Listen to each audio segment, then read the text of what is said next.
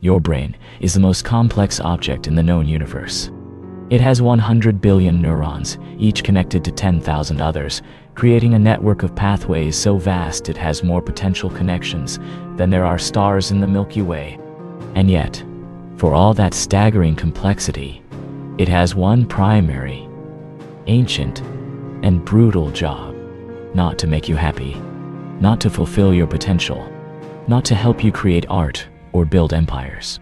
Its job is to keep you alive. And to do that, over years and decades, it builds a prison for you. A prison whose walls are built not of stone or steel, but of thought.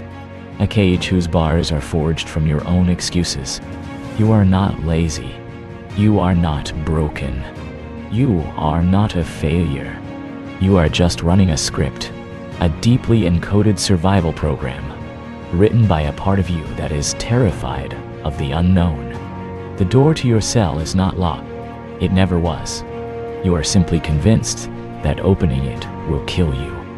I want you to think about a loop you run. It's probably running right now, in the background, like a quiet, haunting melody you can't get out of your head. It's the thought that surfaces at 2 in the morning when you can't sleep. It's the sigh you breathe out when you look at a project you once loved. It's the reason you don't start the book, apply for the job, leave the relationship, learn the language, or book the ticket. It sounds like reason. It feels like wisdom. It disguises itself as the voice of experience. Maybe tomorrow. I'm not quite ready yet. It's not the right time. I don't have the energy. What if I fail? What will people think? It's probably too late for me anyway. This is the architecture of your cage. This is the invisible chain. And the most terrifying part is that you are both the prisoner and the architect. You laid every brick of this prison with a well-reasoned excuse. You forged every link of that chain with a comfortable lie. The hardest prison to escape is the one built from your own excuses, because it feels like home. The cold floor of inaction is a familiar chill. The dim light of procrastination is easier on the eyes than the blinding sun of possibility. In here, you know the dimensions of your suffering. You have memorized every crack in the wall, every shadow in the corner. Out there is a wilderness of uncertainty. Out there you could be seen. You could be judged. You could, God forbid, succeed and have to live up to that success. Or you could fail and have to confront the fact that you tried. The mind, in its desperate quest for survival, will always choose the known hell over the unknown heaven. It would rather you be miserable and safe than fulfilled and vulnerable. So you stay, and you polish the bars. You find comfort in their solidity. You tell yourself stories about the world outside being too dangerous, too competitive, too harsh for someone like you. And with every telling, the bars grow thicker, the walls grow higher, and the chain grows heavier. I knew a man once, or rather, I was that man, who dreamed of writing. He had notebooks filled with ideas, characters who whispered to him in the quiet moments, stories that burned in his chest like a holy fire. But he never wrote. He had a reason, a perfectly crafted, ironclad reason. He was waiting for the perfect conditions. He needed a quiet cabin in the woods, a specific type of pen, a stretch of uninterrupted time, a feeling of profound inspiration. He was waiting for the universe to grant him a signed permission slip to begin his life. So he waited. He waited through years of noisy apartments and cheap pens and stolen moments and feelings of weariness. He built a beautiful, elaborate altar to his future self, the writer he would become, and he worshipped there every day by doing nothing. The chain wasn't a lack of talent or a lack of time. It was the story he told himself about what a real writer needed. It was the comfort of being a potential genius rather than a practicing apprentice. It was safer to be a could have been than to be a trying and failing. He was the guard and the prisoner, and the key was in his pocket the whole time, rusting from disuse. Change doesn't start when you feel ready. It starts when you stop believing the story that you can't. Readiness is a myth sold to us by the same fear that built the prison. You will never feel ready. The fully formed, confident, fearless version of you who is poised to leap into a new life does not exist. That person is a phantom, a ghost you created to absolve yourself of the responsibility to act now, in your current, flawed and frightened state. The beginning of your escape is not a triumphant blast that shatters the walls. It is a quiet, almost imperceptible crack. It is the moment you look at one of your excuses, just one, and you see it for what it truly is. Not a reason, but a reflex. Not a fact, but a fear. It is the moment you stop saying, "I can't, because," and you simply observe the thought as it passes through you, like a cloud in the sky of your mind. You don't have to fight it. You just have to stop obeying it. The real enemy isn't time, money, or opportunity. It's the comfort of what you already know. Your current reality, no matter how painful, is a known quantity. Your brain has mapped it. It knows the triggers, the pain points, the small pleasures, the escape routes. It has developed sophisticated coping mechanisms to navigate this familiar hell. Stepping into the unknown, even if it promises joy, is a physiological threat to your nervous system. It's like your mind is a brilliant, overprotective security chief who has decided that the entire world outside the building is a war zone. He doesn't care that you're bored or unhappy inside. His job is to keep you from getting shot. So he locks the doors and feeds you reports of all the dangers outside. He amplifies every story of failure and mutes every story of success. He convinces you that the stale air inside is preferable to the risk of a breeze outside. And you come to believe him. You thank him for his vigilance. You mistake his paranoia for wisdom. I want you to imagine a tree growing in a small enclosed courtyard. Over the years, its growth is stunted. Its branches are twisted, contorted to fit the confined space. It never knows the full reach of its limbs, the full stretch of its roots. It adapts. It survives. It might even be considered beautiful in its own strange, twisted way. But it has no concept of the forest. It has no idea what it is to feel the wind without a wall blocking it, to drink rain that hasn't been filtered by stone. You are that tree. The walls of the courtyard are the stories you've inherited, the limitations you've accepted, the fears you've nurtured. You have adapted to your confinement so perfectly that you believe this is your natural shape. You believe the twisted branches are just a part of who you are. You have forgotten that you contain the blueprint for a giant, a sovereign of the open sky. The chain is not wrapped around your trunk, it's woven into the very pattern of your growth. Your cage doesn't have bars. It has reasons, and you wrote them yourself. This is the heaviest truth to bear.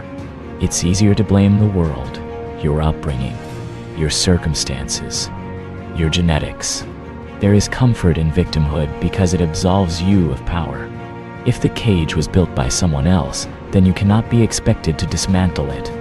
But if you are the architect, then you also hold the blueprints for your own escape. Every reason you have for not changing your life is a sentence you wrote in the contract you signed with fear. I will stay small, and in return, you will keep me safe. I will not try, and in return, you will spare me the pain of failure. I will not want too much, and in return, you will protect me from the agony of desire. It is a devil's bargain, and the price is your life. So how do you begin? You don't try to tear down the entire wall in one heroic effort. That is a fantasy that leads only to exhaustion and deeper resignation. You start with a single brick. You find the smallest, most insignificant loop in your mind, and you simply step out of it just once. You don't need to feel brave. You just need to act for one moment, as if you are. Action precedes motivation, not the other way around. The feeling of courage comes after the courageous act, as a reward for it. If you wait to feel motivated, you will die waiting. The script is a recording. It plays on a loop. But your job is not to argue with the recording. Your job is to take one small physical action that is out of sync with its message. The script says you're too tired to go for a walk. You tie your shoes anyway. The script says your idea is stupid and no one will care. You write one paragraph anyway. The script says it's too late to learn. You watch one tutorial anyway. This is not about achieving a grand result. This is about breaking the rhythm of the loop.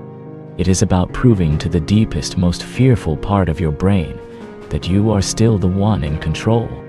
That while it may be the security chief, you are the owner of the building. This process is not a straight line. It is a spiral. You will have days where you feel the chain snap, where you take a full deep breath of free air and feel the sun on your face. And you will have days where you wake up back in the cell, the cold floor beneath you, the familiar walls closing in. This is not failure. This is the work. The prison was built over a lifetime. Its foundations are deep. Each time you find yourself back inside, you are not back at the beginning. You are simply recognizing the architecture with new eyes. You see the bars more clearly. You know the feel of the lock. And this time, you have the memory of the outside. You have the taste of freedom on your tongue. That memory is a corrosive force against the iron of your excuses. It eats away at them. Slowly, silently. Patience is not passive waiting. It is the active endurance required to outlast your own resistance. You are at war with the most formidable opponent you will ever face. Your own programmed mind. It has had a head start of decades. It knows all your weaknesses. It speaks in your own voice. To fight it head-on with brute force is to lose. You cannot shout down the fear. You cannot reason with the trauma. But you can outmaneuver it. You can practice stealth. You can take small, quiet actions beneath its radar. While the fear is screaming about the future, you can be fully absorbed in the present moment task of tying your shoe, of writing one sentence, of making one phone call. These actions are so small they seem meaningless to the part of you that demands grand, sweeping gestures. But to the subconscious, to the deep brain that runs the scripts, they are seismic. They are revolutions in miniature. They are proof that the script is not the absolute truth. I want to tell you about the rebirth. It does not happen in a single, glorious moment. It is not a phoenix bursting from the ashes in a blaze of light. It is slower than that, quieter. It is the slow, stubborn growth of a seed that has been buried under concrete for years. One day, a tiny crack appears in the slab. A sliver of light gets in. The seed, which was not dead but dormant, feels the light and begins to push. It is a feeble, almost pathetic push. It is nothing compared to the immense weight of the concrete above it. But it pushes anyway. Day after day, it pushes. It uses the rain that seeps through the crack. It uses the nutrients in the minuscule amount of soil. It grows not with the intention of shattering the concrete in one go, but with the simple, biological imperative to reach the light. And over time, the tiny green stem begins to widen the crack. It applies a gentle, persistent pressure. And one day, the concrete splits. The plant is born into the world. It is scarred. Its shape is strange. It is not the perfect plant it might have been if it had grown in an open field, but it is alive. It is free. And its very existence is a testament to a force that is more powerful than any obstacle. The force of life insisting on itself. You are that seed. The concrete slab is the accumulated weight of your past, your fears, your excuses. The crack is the moment you chose a single, small action over the comfort of the familiar. The growth is the daily, often boring practice of choosing action over inaction, even when you don't feel like it, even when it feels pointless. Your rebirth will not look like a movie. You will not wake up one day as a completely new person. You will wake up as yourself, but with a little more space between your thoughts.